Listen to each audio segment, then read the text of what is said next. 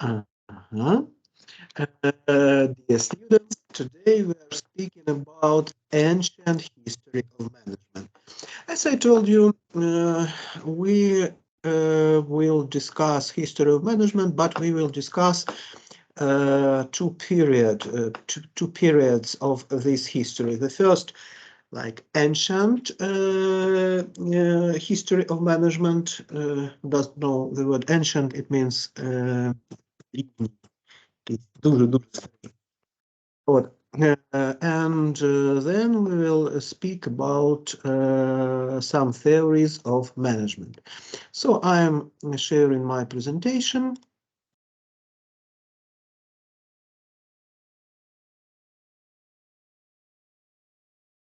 Okay.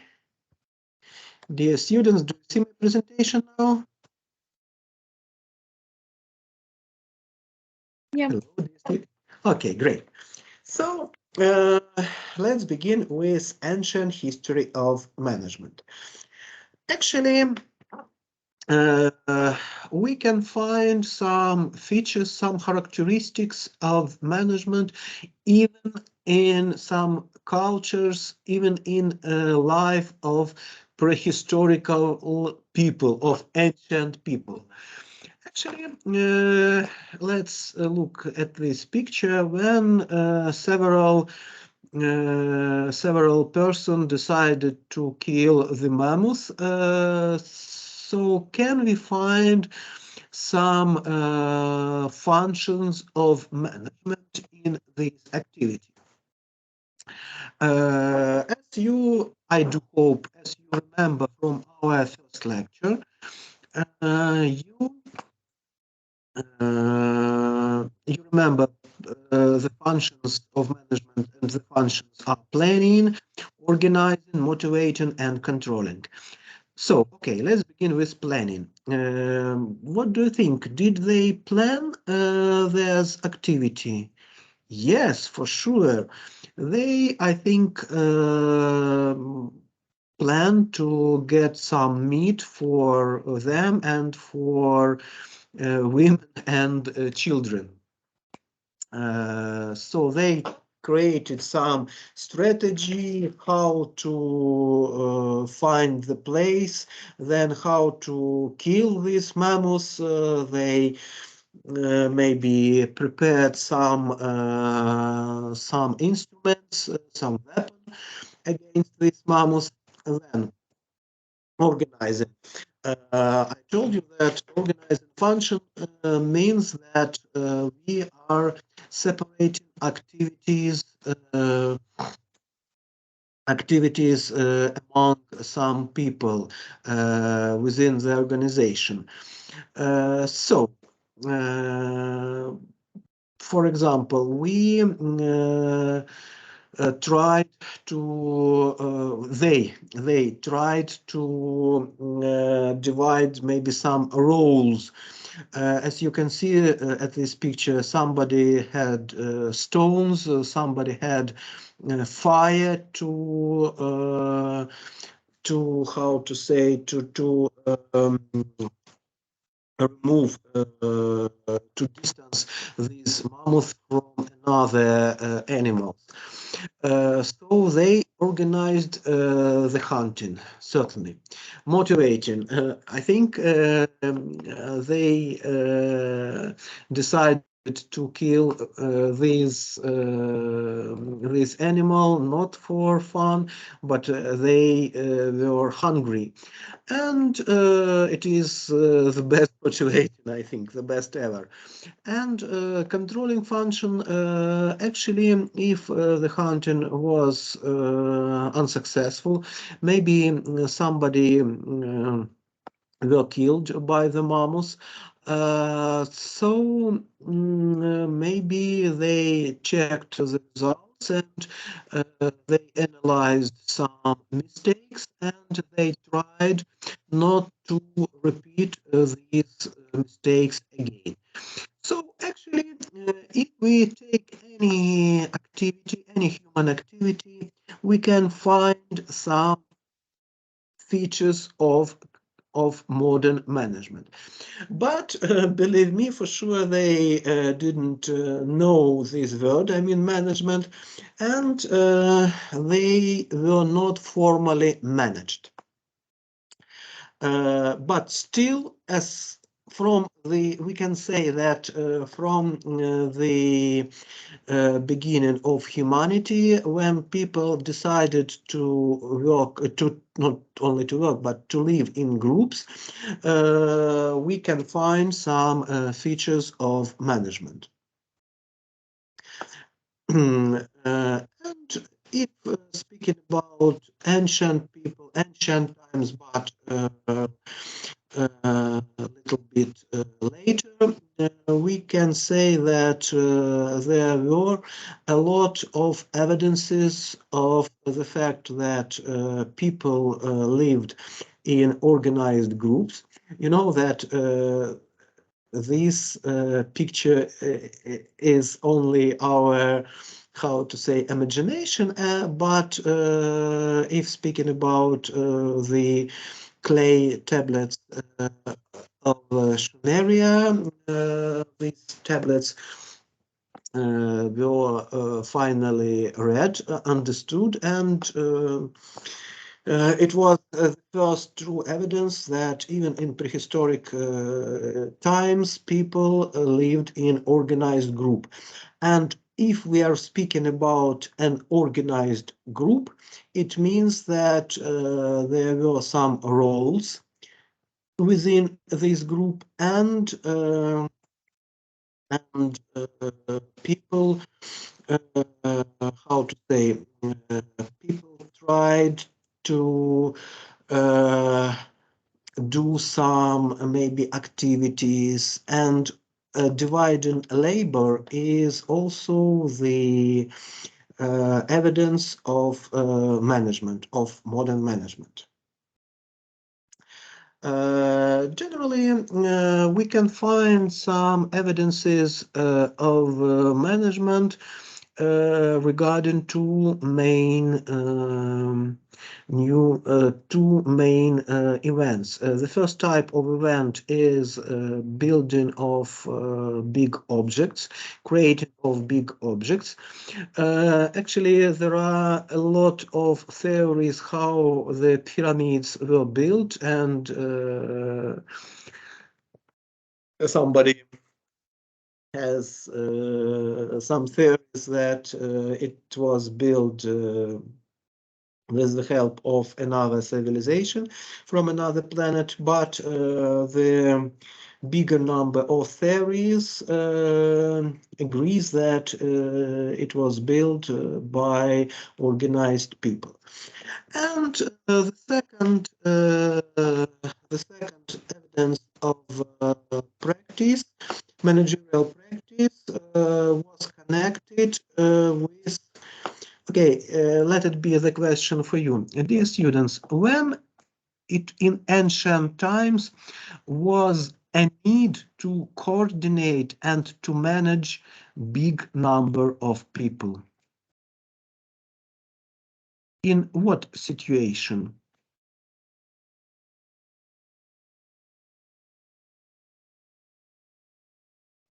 Sorry, I have bad connection. Can you go over again the question? What it is? Okay, dear students, when in ancient times it was a need to coordinate a big number of people, in what situation? Probably it goes more for slaves, because slaves is the most like workers was in the ancient time. Yes, yes, it is connected with building, but now I'd like to think about another type of situation which is not connected with creating objects. It was like empire, like Babylon, some kind of this. It's a big You misunderstood. You misunderstood the question. Maybe somebody else, dear students.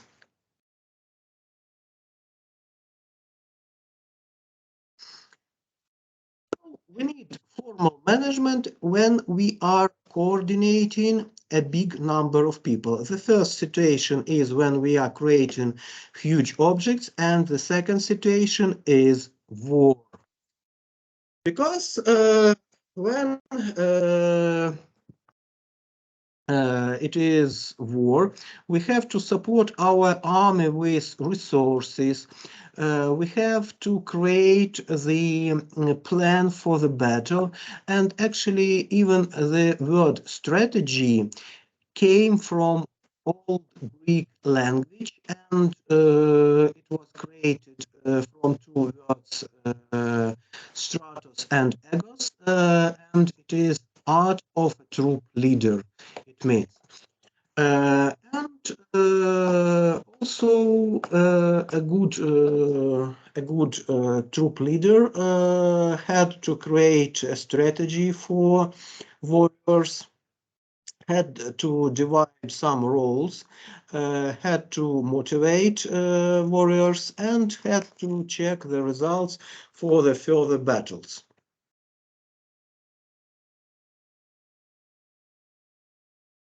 But you know, from one side, it is possible to find some features of modern management in previous time. But generally, in that times, nobody thought that it is a separated part of a human activity. That is why management as a science is relatively new piece of human activity. And generally, in ancient times, management did not wasn't recognized as a separated field of human activity. But also, even in prehistorical times, we can find some features of modern organizations, because that organizations in ancient times, they were managed formally, and also they had levels of management. It is also very important characteristics of management, that in organization now we need not only horizontal dividing of labor. Horizontal dividing of labor is dividing of labor by functions. So, for example, if we are I don't know, producing anything. If they are producing, I don't know, this razor, so somebody had to prepare the design of it. Somebody had to produce it. Somebody had to create the advertising campaign for selling these good, and all this is dividing labor by functions. It's horizontal dividing of labor. But in any organization, if the organization is rather big, we need also vertical dividing of labor, and it means dividing to levels of management. For example, in our university, we have top level, it is our rector and vice rectors. Then it is middle management level, deans or directors of institutes, and lowest managerial level, heads of the departments. And generally, we can say that in prehistorical times, kings or tsars or emperors also can be seen as managers, because they used some managerial functions. And if the manager was rather efficient, So it was possible for him to build a big empire. At this picture, you can see the kingdom of Alexander the Great. But nobody thought that we have to share these managerial knowledges. We have to learn these managerial knowledges. So if the person was smart enough, everything was really good. And the next example of my today's lecture is connected with Roman Empire. Because this empire was very sophisticated, and actually they managed to add more features of modern management to the managerial activity. This is the biggest, the times of the biggest Roman Empire. You can see it, and actually they understood that the empire was very big, and to manage such a big empire, they needed to build a good communicational system. And in ancient times, it was only one possibility to communicate. Okay, maybe two possibilities: to speak to some person personally, or to send a letter. And for this purpose, to support this purpose, they built a very big number of roads. And at the left picture, you can see the roads of Roman Empire. It is like blood system of the state. And at the left picture, you can see the old Appia Road. It is the old road in Rome. It is situated to the south from the center of Rome. And if you visit Rome, I'm strongly recommend you to visit this place. It is rather long road, but you have to just to see that the age of this road is more than 2,000 years. Can you imagine? More than 2,000 years. And condition of this road, if we compare this quality of this road with some roads in our country, so I would say that this road is better than some roads even in our country. Why it was very important for Roman Empire to have such a good system of communicating. First of all, they have to share the information, but not only information. This system of roads helped empire to get taxes from old regions, and also when somebody wanted to rebel against the Roman rule, it was very easy to send troops to this region. But generally,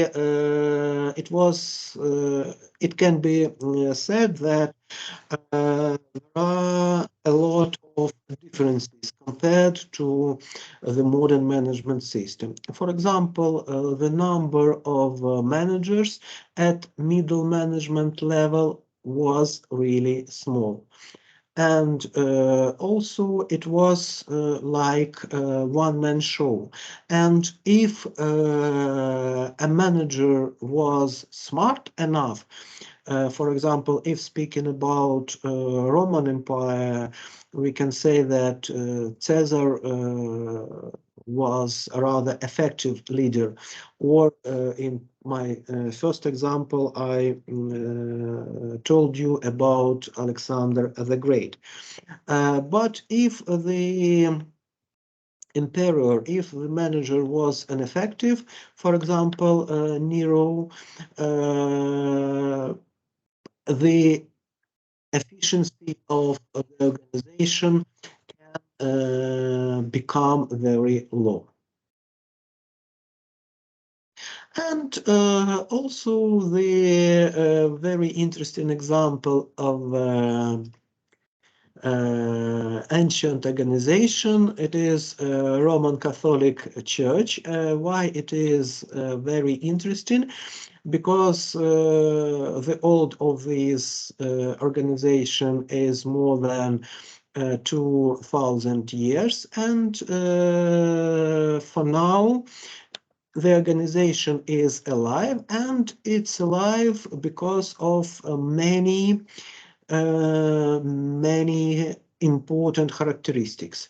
They have structure: pope, cardinals, archbishops, bishops. Also, they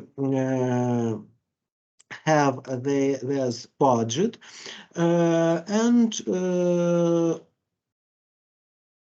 the management system of this organization helped them to stay alive for all these years, for all these times.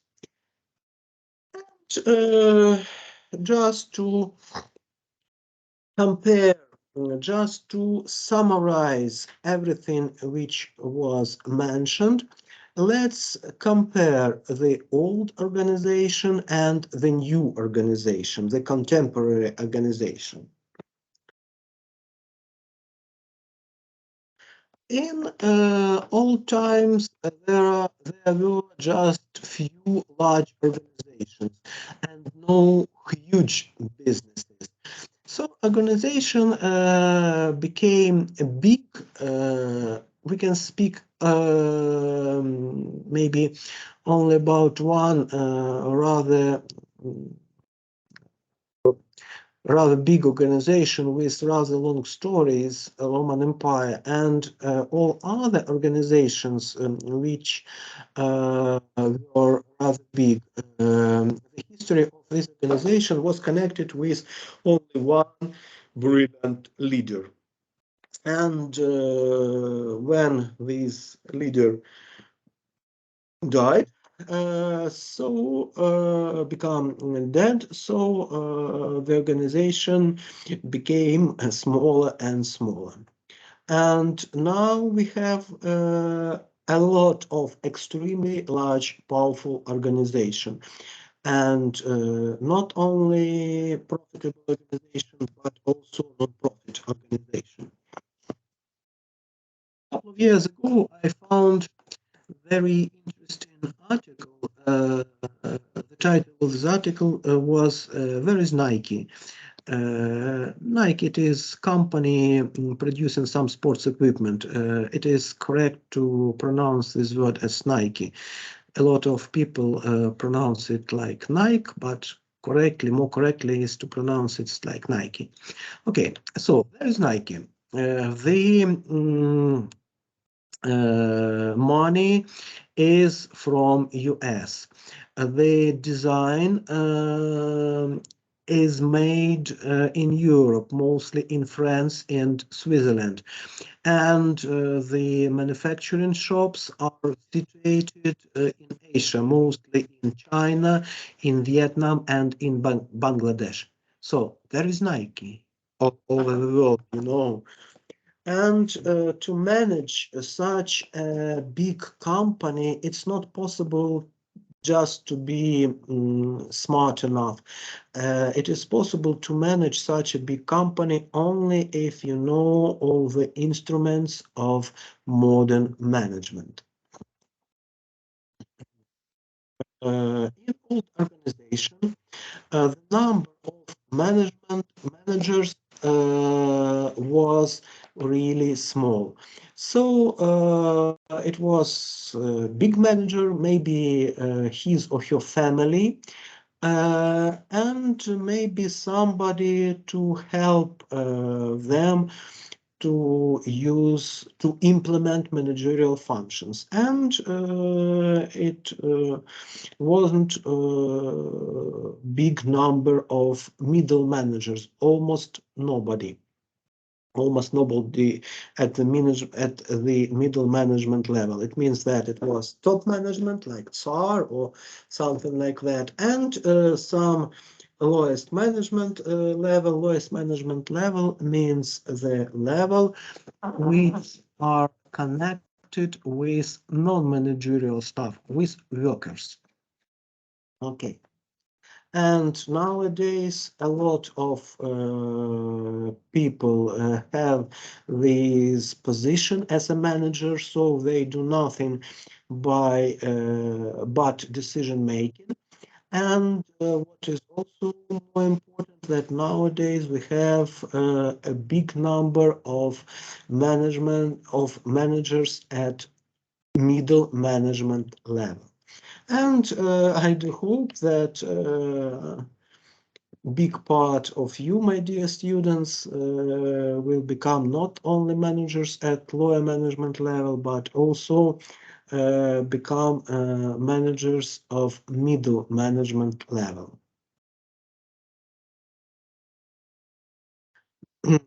In old times, in ancient times, managerial work wasn't separated from non-managerial activities. So it's very difficult to understand that for example, for some entrepreneur, it was really difficult to understand that he or she has to implement not only some functions connected with, for example, manufacturing some goods, but also he or she will had to implement some managerial functions. For example, if we are speaking now for some small entrepreneur, so the entrepreneur had to create strategy. For example, he or she had to understand what type of goods should be produced. And nowadays, we all know the words management, manager, managerial work, and this type of activity is clearly recognized and separated from non-managerial activities. And we are now preparing you for future managerial positions. So we are preparing future managers, the people who will manage another people and the processes. Okay, what do you think? How it was possible in ancient time to become a manager? If we are speaking about top management level, how it was possible to become a king or a tsar?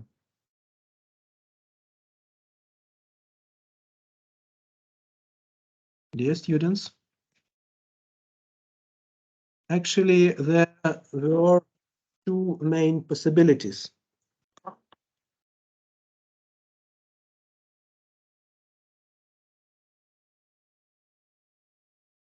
How it was possible to become a manager at top management level?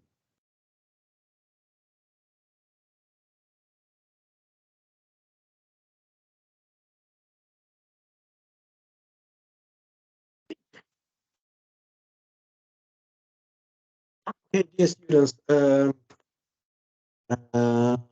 like to stress that I will provide some bonus points for correct answers.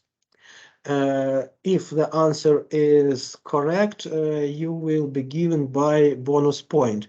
If the answer is not correct, so it will be nothing, no negative points.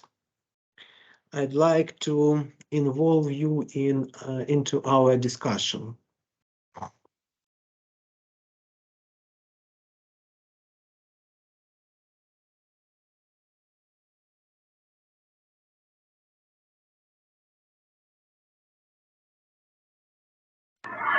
In our days is very good when your braining is not like an usual person, like when you have some individual skills or something like this. Yes, it is if we are speaking about modern situation, but now I'm asking you about the previous time, how it was possible to become a Tsar or a king. Maybe it's make better than others, something make better than others. Completely not. Completely not. Maybe somebody has another ideas. Maybe when you had some relations with someone, somebody knew you, so they hired you. No, no, no.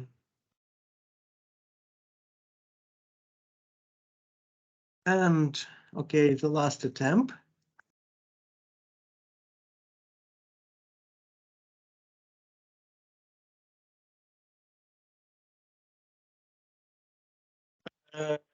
Dear students, a week ago, it was very sad situation that Queen Elizabeth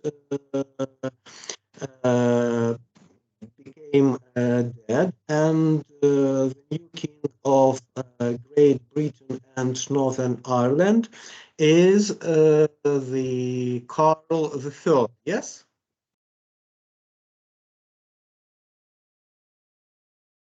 So, actually, in previous times, it was only two possibilities to become a manager. The first was to be born in the family of the previous manager. And the second possibility was to kill previous manager and to organize your family at the top of the managerial level. And nowadays, you for some position you will not have to kill somebody. And the lady absolutely correctly say that nowadays the succession of top management is based on competencies, on how this person is smart enough or not. So, but nowadays in Europe, people analyze the previous history of the person. And our students who moved to Europe after graduating from our university, they say yes, and especially this unpleasant information connected with ladies. They say, okay, people usually in Europe,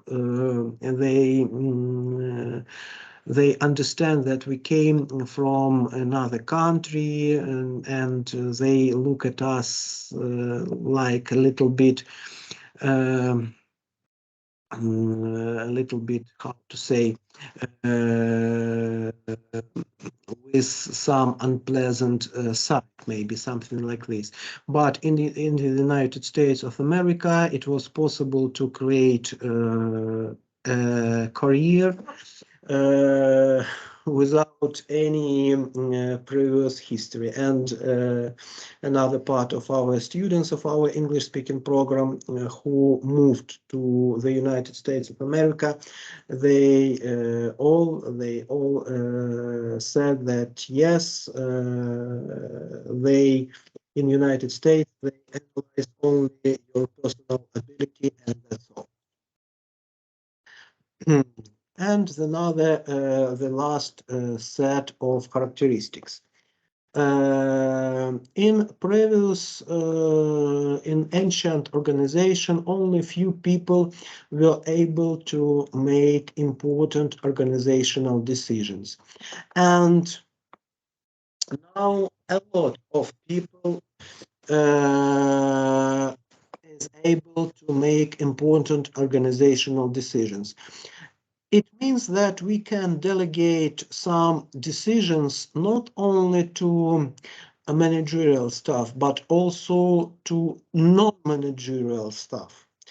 For example, Toyota company about 20 or even a little bit more than 20 years ago, they faced very unpleasant situation that they got problems with car, with producing of cars, and they had to recall some cars from market to fix this problem with jacks. And actually, when they began to analyze the situation, they understood that everybody knew, I mean, everybody from non-managerial staff at this very shop, they knew about this situation, and they reported to the manager that it was a problem, but it was a rather poor communicational system in the company, and they had to pay for fixing of this problem a lot of money. And after this situation, they put a red button at all the places near assembly line. Assembly line means conveyor. And any worker can push at this red button and could stop assembly line if he or she thinks that something goes really wrong. So this is an example. Then even non-managerial staff is able to make important organizational decisions. And